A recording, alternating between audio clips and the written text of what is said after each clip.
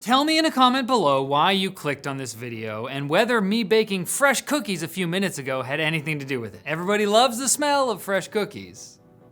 I just thought. Anyway, tech news time. Google has admitted in a court filing posted on Friday that the open web is already in rapid decline. Finally, someone said it. Google of all people, as spotted by Jason Kint on Twitter. Google submitted the filing after crashing into a courthouse dressed in a hot dog costume and assuring everyone that, like them, Google is just trying to find the guy who caused this rapid decline. Okay? Google's statement here reeks of just trying to get an even weaker punishment in its antitrust case because the statement conflicts with everything else they've publicly said recently about how AI search isn't destroying the web by leading to less click-throughs to publisher websites at all. And in fact, the web is thriving, according to Nick Fox, Google's Senior VP of Knowledge and Information. Pretty sure you have to be pretty smart to get that job. Probably won Jeopardy at least a couple times.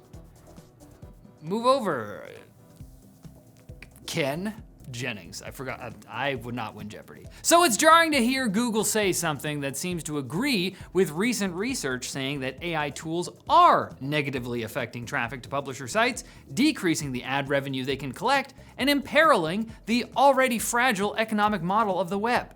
Now, obviously Google doesn't want people to get the wrong idea here. As explained on Twitter by Google VP of Global Ads Dan Taylor, what Google meant to imply in the filing is that open web display advertising is in decline, not the open web as a whole. The open web isn't going anywhere. It's just that the only people who will make any money on it is Google. Wait, aren't they in charge of the display advertising too?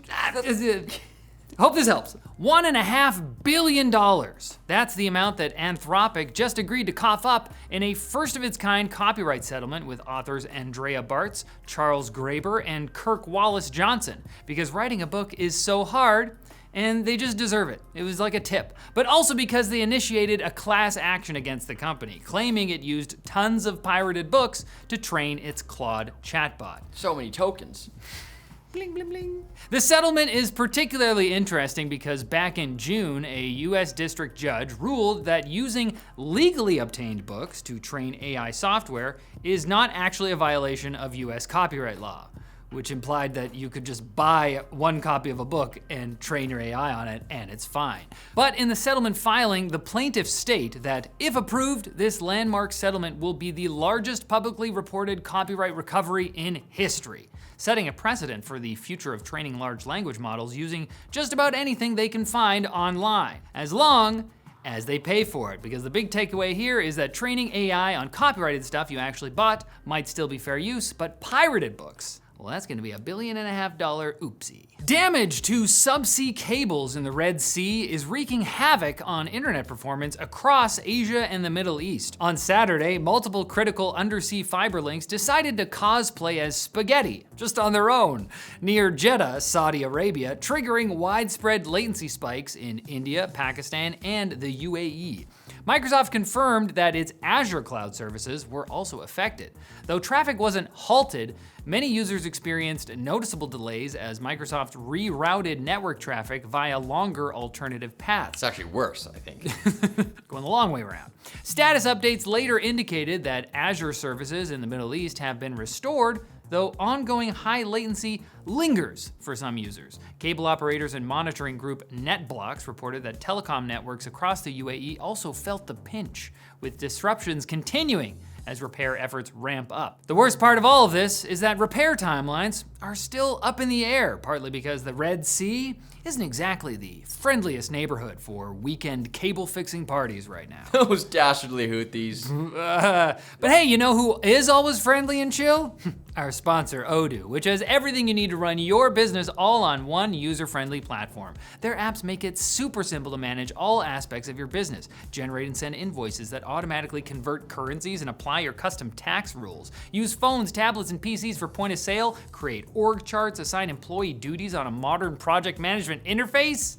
Wow, now you don't have to use all the apps. No one's making you. If you only need to use one, it's free. So whatever your needs are, use our link for a free 15-day trial with no credit card required, or book a demo with their expert team to learn how Odoo can help your business. I almost said, Odoo can help you succeed. It's in my mind. You know, at a certain point in life, everyone has that moment where they stop and think to themselves, I wonder where those quick bits went. Where are they? Well, guess what? I found them.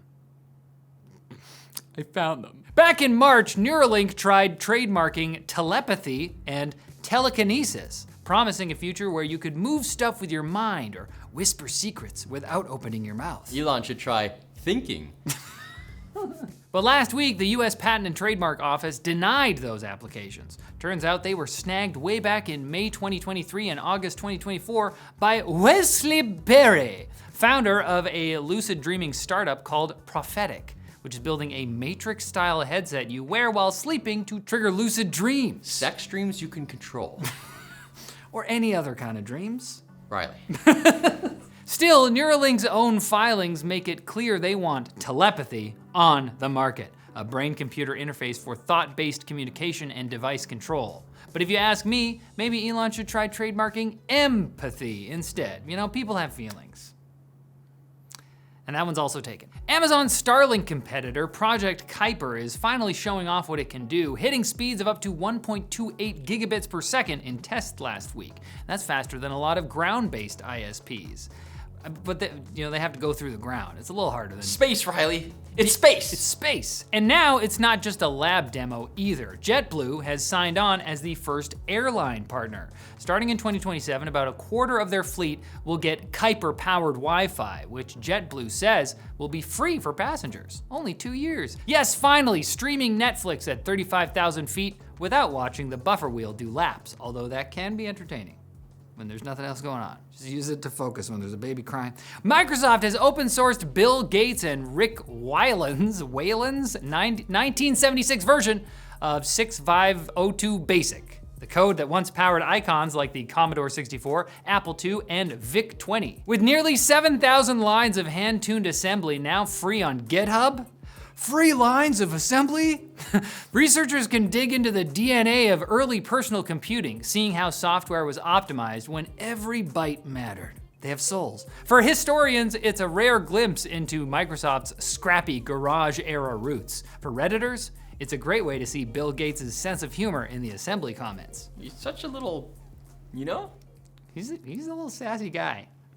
Very rich. And globally, Hollow Knight Silksong is basking in very positive Steam reviews, but in China, not so much. Over 14,000 negative reviews have dragged the simplified Chinese version of the game's rating down to mixed.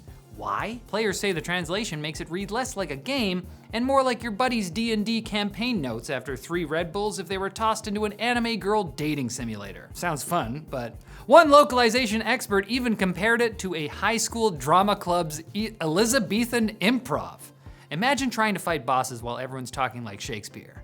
Again, doesn't sound horrible. Team Cherry quickly apologized, promising to fix the translation in the coming weeks. But thanks to Valve's updated review policy, the fallout is mostly quarantined to China. Global players still see very positive. So the angry reviews are less world-ending bomb and more localized explosion. Speaking of free things, which is a segue left over from when there was a different story there, come back on Wednesday for more tech news, completely free. Of bomb. As long as the economic model of the web is still intact by then. Hopefully a bomb didn't. We were saying we're gonna get demonetized. We're giving you a Houthi free guarantee. Jeez Louise.